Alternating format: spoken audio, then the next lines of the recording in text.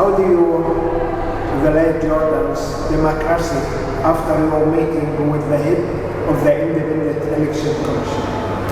I think Jordan has taken some steps in encouraging political participation. For example, there have been amendments to laws regarding political parties and the elections.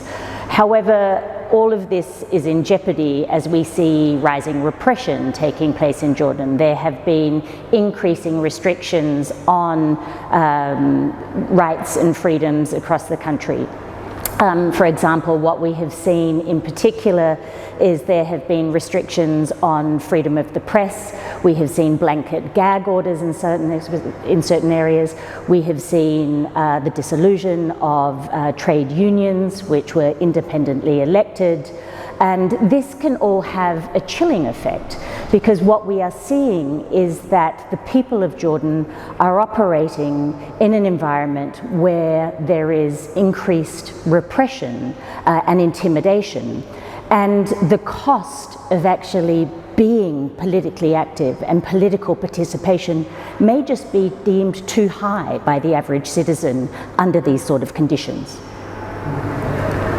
Human Rights Watch has publicly criticized the cybercrime law. Did you discuss your position with the response of Jordanian officials?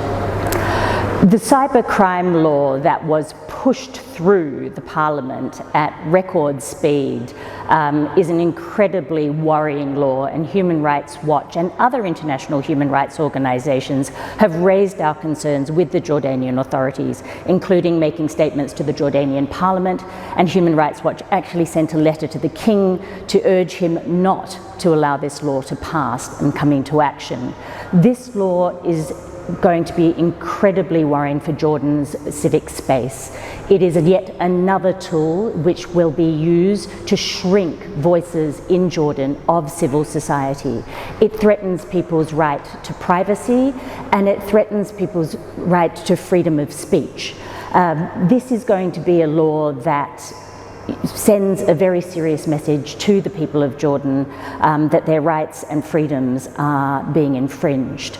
Human Rights Watch and other international organisations have made it very clear that this is a problematic law. We tried to meet with senior Jordanian officials, however, all of our requests were declined. How can Human Rights Watch and Jordanian human rights defenders cooperate in light of the current situation for human rights in Jordan? Human Rights Watch values deeply our partnership with Jordanian human rights defenders.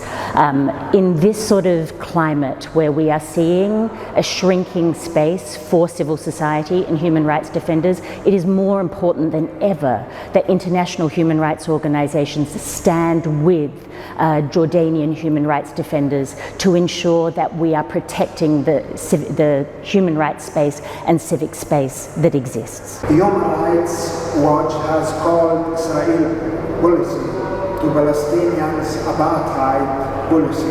Are you standing by your position? Human Rights Watch actually did many years of research in Israel and the occupied territories, where we gathered evidence on Israeli policies and the experience of Palestinians within Israel and the Palestine territories, which proved to us and led us to the conclusion that the authorities in Israel were committing the crime against humanity of apartheid and persecution. There have been no meaningful changes to address this violation, and as a result, our findings still stand.